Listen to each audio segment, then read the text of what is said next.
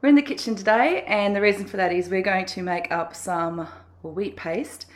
And the reason why we're making up some wheat paste is that we can make some book cloth.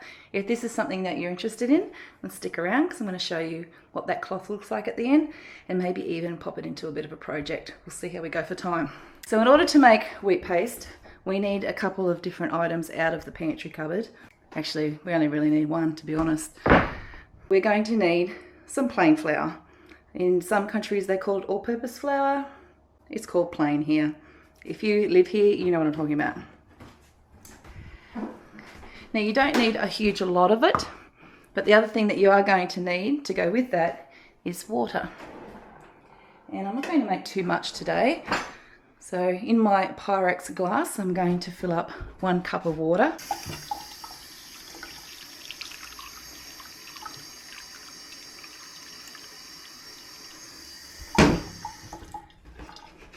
And that is going to go into the saucepan, but I'm going to reserve a little bit of that left into the dish itself, because to that I'm going to add 3 tablespoons of the flour.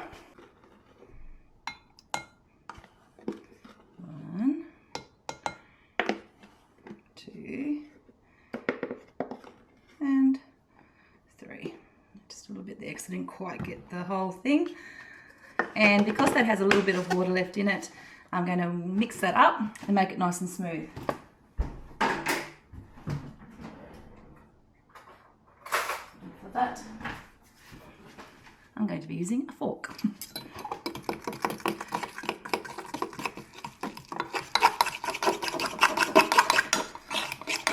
Now, if it is a bit lumpy, I'm not too worried about that, because now I'll just turn you over here. What I am going to do is just scoop in a bit more of that water from the saucepan in there, and then we'll get that out of there. So I'll pop that in the sink and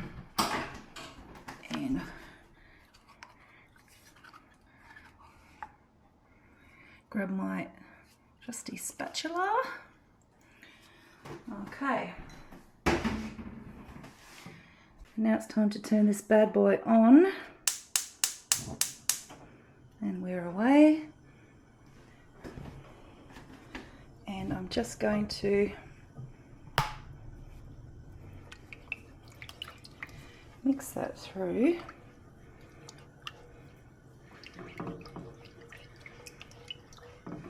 And I'm going to keep this mixing, and yes, I know there's a bit of lump in there, don't stress. Okay,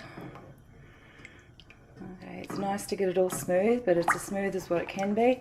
I could use a whisk, but my silicone one has died. Came apart, and I've only got a metal one, and I don't want to use it in this pan because I don't want to wreck the pan. Anyway, that's a lot of information right there.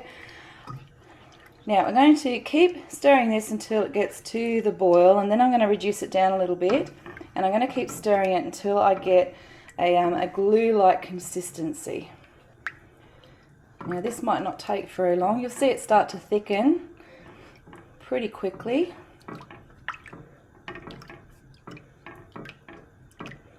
I'm just moving that side to side and just pressing out some of those lumps as I go.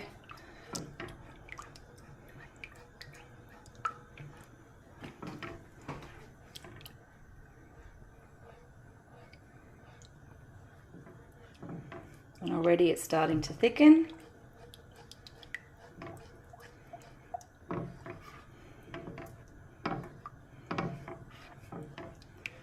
You see that getting really quite thick there now, and that's because of the lack of water in this pan. I might just turn that down a little bit so I don't get that. I've just got it on half. And at the moment it's still really runny, so I'm just going to keep heating that until I get something that looks a little bit more like clag paste.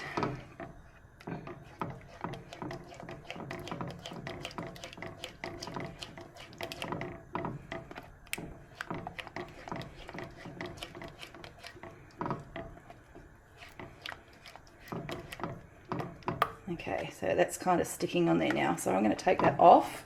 I think that will be more than enough. Still a bit of heat left in that pan to get down. See, it's kind of sticking to the spatula quite well. And in all honesty, there's not a lot of lump in there, but if you're worried about it, you can strain that. So I have just a Tupperware container and the strainer. I might just pour it in there and just push it through to get rid of any of those extra lumps. So,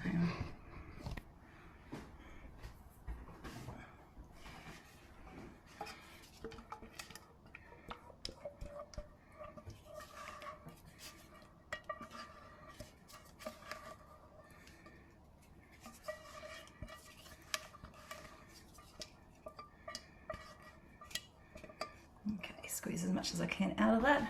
I have a sink full of washing up detergent there, ready to go. Okay, so just push that through your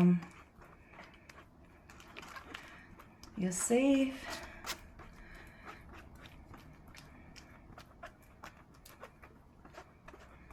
And then scrape off underneath any excess that's down there. So it's going to be quite gluggy. Get that in the water to wash up later. A good soak. And then what you have is this paste, which if I get my brush, you can see it's sticking to the brush quite well. And this is ready to go. Let me show you what we're up to with this next little bit. Alright, so over here on the bench I've just got an old towel down. This can get put through the wash once you're done with it because this will kind of wash out. I have a brayer just for flattening down on top of the fabric. And over here I've got some of this, I think it's called like cicada paper. I've got it off Temu, but it's really like a tissue paper. You can see it has the same consistency of tissue paper. Maybe a little stronger than what you would get if you just bought normal tissue paper. And then I have a whole bunch of different fabrics that I picked up. Those two are from Temu, but these ones here, they're all from Spotlight. And these are the ones that I want to attach this paper to. So I'll show you how I go about doing that. Just over there I've got the rack ready to go, so I'm going to peg up these pieces to dry once they're done. Now the thing about the paste that you make is that it can last 3 days in the fridge. It won't last longer than 3 days, I can tell you that, because I did have the lid on this. I've made some just before the weekend and it's Tuesday now. I think I made it on Friday and it was too solid, couldn't use it. So that's not going to work. So over here I've got the piece of tissue paper.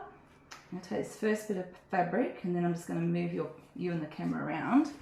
So I'm going to move you guys over there and just pop the fabric down on the bench top because the tissue paper is less than what the piece of fabric is. So I don't need to worry about getting it all over my bench top. Alright, so to do this is how we do it.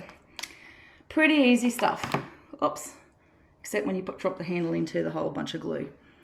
Alright, let me see if oh God, I did it again. Hang on a second.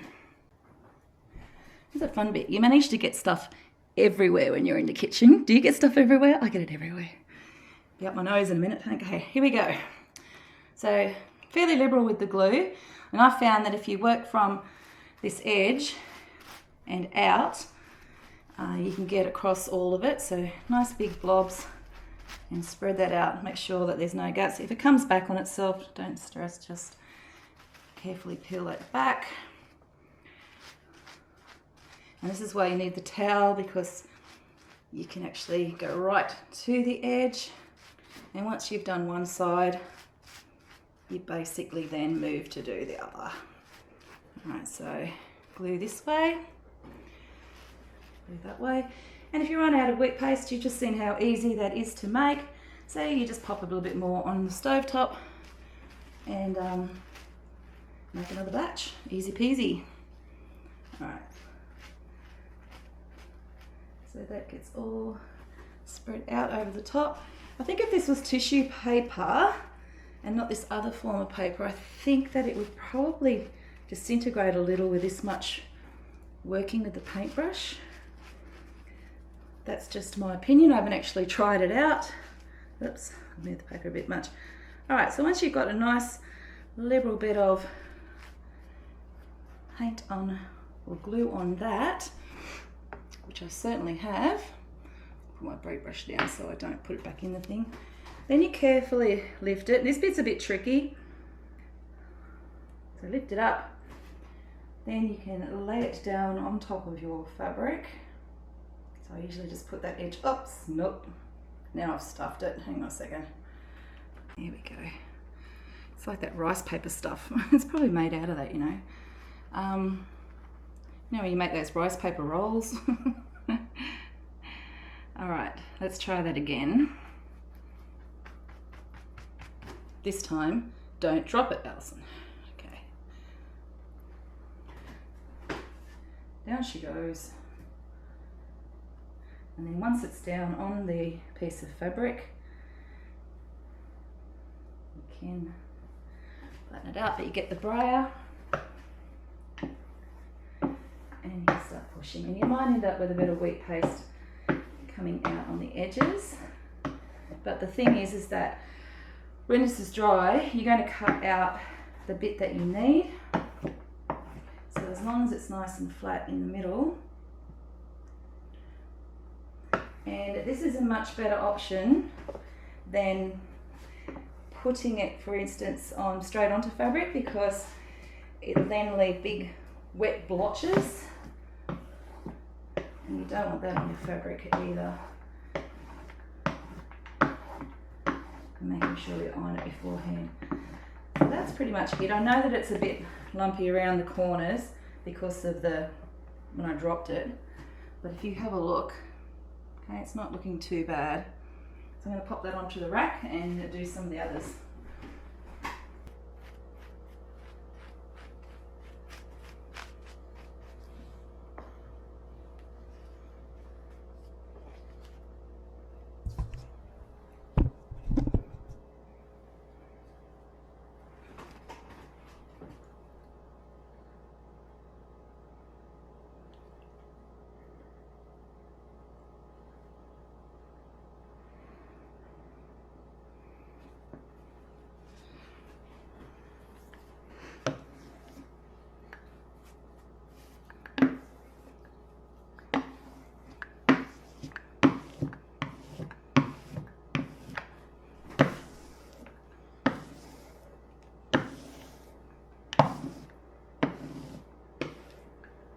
I didn't do too badly. Out of all that fabric, I've used that much glue, so it was just enough, so I don't feel wasteful, which is great.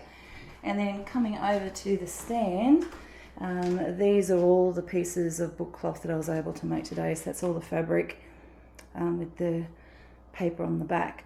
So I'm going to clean up, and then I'm going to show you some I made the other day and what they look like.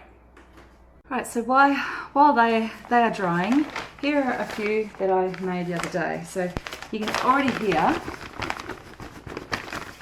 okay, that they are very much nice and solid. The only thing with these is that I think they probably do need another iron, only because they appear to be a little bit crinkly again, so I'll probably hit these with the iron again. But this is nice and stiff now. You can clearly see the fabric's stiff. And on the back, you can see how the tissue paper has sealed really well. I was looking for visible signs of any of the glue having come through the fabric, because that's always a risk whenever you're doing anything like making up journal covers and that kind of thing, that you might get a bit of glue come through. But from what I can see, there's no visible staining on any of these, which is fantastic. And they certainly are nice and stiff. So to use these, what I would essentially do, I'll just show you the others. So that's another one. Again, you can see on the back, You obviously have to trim around the edges. There's some excess fabric there, but that's fine. These thinner pieces of fabric work fine. They just need to have a bit of an iron. Hopefully with these ones there won't be any crimping in amongst those. And then that's the other ocean one there. And again, there's a little bit of, because they've been lying folded over, I think, after they dry, of course, I think they've lost a little bit of their flatness. So the purpose of doing this is to provide a seal to the fabric. So whenever you're putting covers around journals or scrapbooks, things like that, that's what I normally use this for. If you were just to put the PVA glue underneath the fabric, what would happen is the PVA would seep through. You end up with these big patches of sort of like wet, slodgy, hard spots, and it doesn't look good. So with a bit of bookcloth, you do have that tissue paper, so the PVA will stick to that, and then the glue, or the wheat paste glue, should provide some form of barrier. I guess that's going to be the big test in whether or not I manage to get an even spread of that glue on the back of the tissue paper. This is a cheap way of creating bookcloth.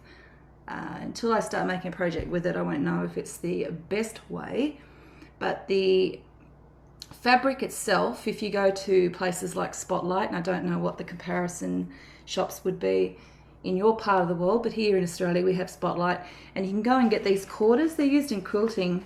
I think I got 10 for $15 the other day. So 10 bits of fabric, just like this size, so they're quarters. And the tissue paper from Temu, I'll have a look, I'll pop that up there on screen so you can see what it's actually called. But I don't think that was very expensive at all. And I managed to get, well, obviously the 15 sheets, plus I had some extra fabric here at home as well, so I've managed to cut up quite a few. In fact, I'll just pop that up on screen too. When I'm editing, I'll pop that in there for you so you can see how many I got. And I'll do a bit of a price comparison, because I do know that bookcloth can get very expensive. And you're also very limited to what you can use for colours and things like that, I guess, too, depending on what the manufacturer has for sale. Whereas if you go to a haberdashery store or fabric store, you can choose the designs that you might like on a book. So this is a really good option for that as well. So I think I'm going to run the iron over these, and then I might head out to the studio and have a little go at making a bit of a journal and see whether or not they hold up.